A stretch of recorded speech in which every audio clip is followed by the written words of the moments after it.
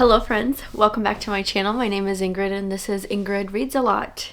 For today's video, I thought it would be fun for me to tell you guys all of my favorite fantasy books. I tried to limit the books to books that, if it is in a series, that the entire series is out, or at least within that part of the series. And it'll make sense when I tell you guys what my favorite books actually are. But I wanted to pick books that, if you do want to get into it and read it, that they're either standalones or the series is complete, because I thought that would be fun. Also, I feel like some of these books they don't get enough love in my humble opinion, so some of them I fall into the majority of people where I love a lot of these popular ones, but I think some of them are not as well known. So without further rambling, let's get into this video. Also like to say that I have already filmed this video once, but then I finished a book that is definitely one of my all-time favorites. So I had to film this video again. So I didn't tell you this earlier, but these are in no particular order. I just couldn't pick. And some of these fantasies are like different types of fantasy. So I feel like it wouldn't be fair for me to put them in any order of like least favorite to most favorite. So these books are all of my favorites. Let's start off with a doozy of a book. And that is The Fifth Season by N.K. Jemisin. I've read the entire trilogy. I just didn't want to hold up all three books. The story of this book starts with Essen, our female main character, and she's an older woman. And at the very beginning of this book, something tragic happens. And if you want to know triggers, I would look up the description of the book. I just don't want to say it here because I feel like it's so sad. But something tragic happens. But in this world, the humans of this world, have to deal with these seismic events. So like earthquakes happen all the time and they decimate the world. So this is like a fantasy sci-fi genre blend, a dystopian world.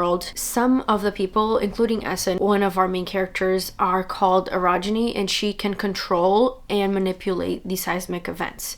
So these people in this world are necessary for the humans to live and survive, but they're also shunned. And this book deals with a lot of prejudice and how society has prejudice against people, even people that are necessary for the survival of their culture. And I think that this did an extremely good job of dealing with grief and all of these societal things that are present in our world, but the author put it in this fantasy world to highlight all of these themes. Something I also loved about this book is that we get a point of view that is in the second person, and I really love the way the author did that. And it's really interesting to hear the author talking to you as if you were a character in the book. I really love that experience. I don't feel like it gets enough love. Even though a lot of people on BookTube have read and loved this, I don't think it gets a lot of love outside of BookTube. Alright, so let's get this one out of the way, because if you know anything about me at all,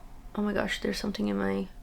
If you know me at all, you know that I love the series and I think it is amazing. I also have a really like nostalgic feeling about the series, and that is Throne of Glass by Sarah J. Maas. This is a 7-book series. In our first book, which I think that this world gets so expansive that this first book is very much like a grain of sand in the whole scheme of things. But anyway, our main character Selena is an assassin. She has been in this prison that is horrendous, and the prince of our world, Dorian, comes to the prison and offers her a way out. If she wins these trials in fighting against other champions to be Dorian's champion, then she will be able to get out of prison. And we learn about Selena, how she came to be an assassin. In the course of this series, I think the world gets way more amazing. I think in all transparency, the third book of the series is where this series gets really good for me. But I read this such a long time ago that the first and second book, like, I was loving. But the book really changes its themes and mood. The world just opens up so much more in the third book.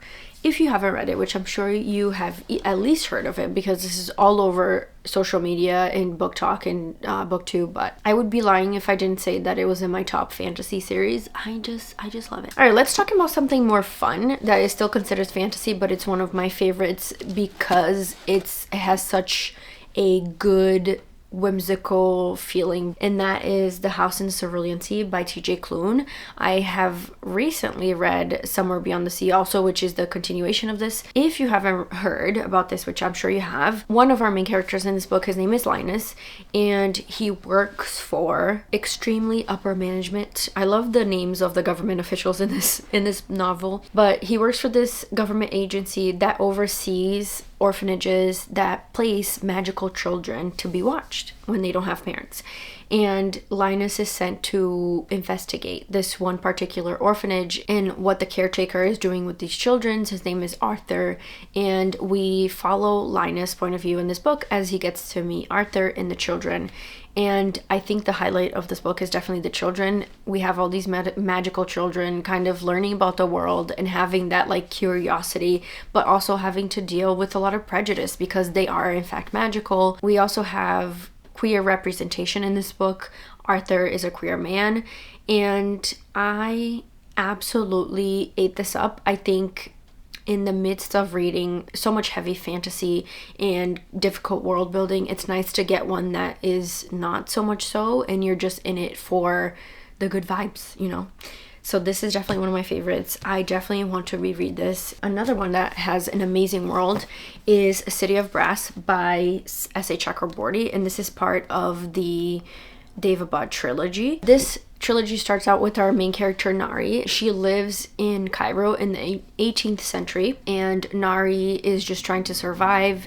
She does like readings for people, but in the midst of doing something, she accidentally summons a jinn, and his name is Dara, and they go on an adventure together to the city of Daevabad, which is a magical city. We follow Dara and Nari as she's trying to figure out this world. It's sort of like Portal Fantasy, and we also get the point of view from one of the princes of the royal family of this world, of this jinn world. The series definitely gets a lot more crazy, but the world, the desert, just this Arabian Nights feel of this world is amazing. I think also the political aspects of this trilogy is also really, really well done. Next up, we have Mistborn by Brandon Sanderson. This is the first part of a series, but this trilogy in itself is done. We have a second part for this Mistborn world, but it's set years, like hundreds of years later after this. I absolutely loved this book and this entire series.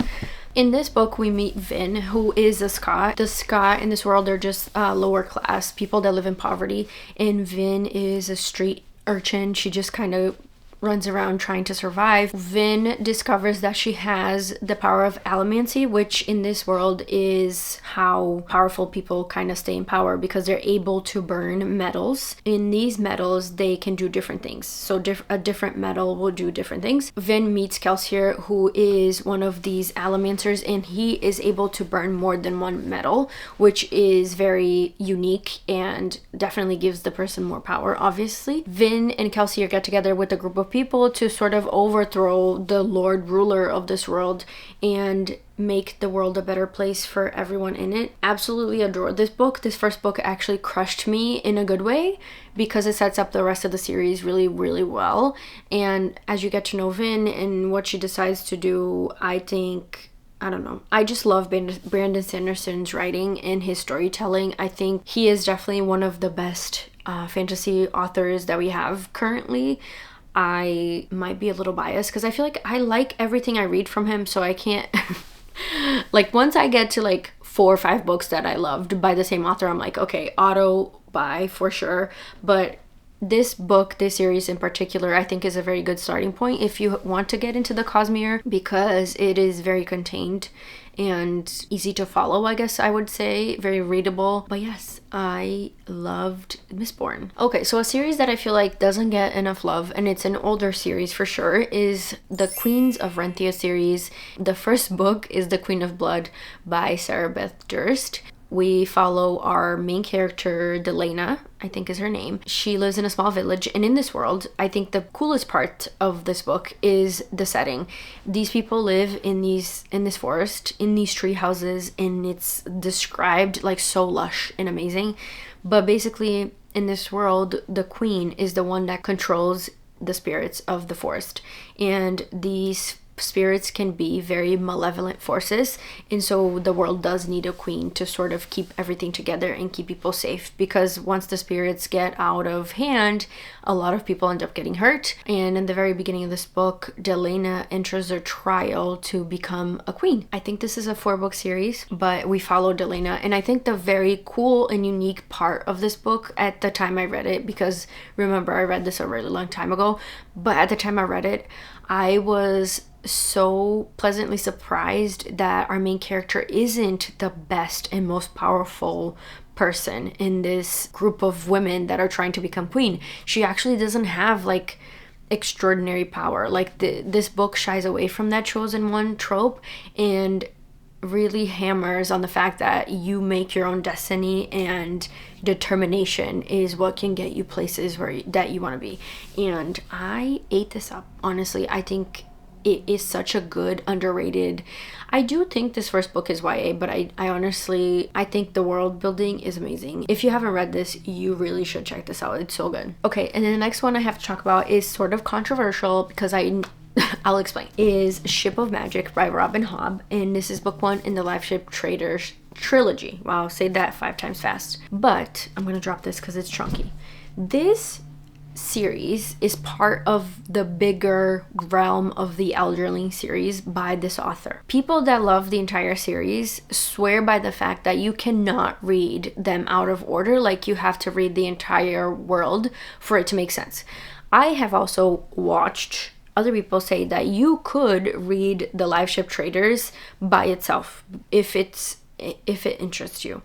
And for sure, out of all of the series within this world, the Live Ship Traders was the one that interested me the most because I love like a pirate ship type thing. And this is what this book is about. I will say that I haven't read the other series, and I think it didn't diminish my love of this book at all. So for the first book, we follow our main character, Althea, as she is about to become captain of the live ship Vivacia, because in this world, for a ship to become a live ship, 3 generations of one family has to die on the ship, and her father is on his deathbed, so she for sure thinks that she is going to get Vivacia. And on his deathbed, her father gives the ship to her brother-in-law, who is a horrible person. We follow Althea as she tries to figure out what to do from there, and we meet Vivacia, the live ship, and I loved this book. I love this. I read the first and second book in this trilogy. I still have to read one more.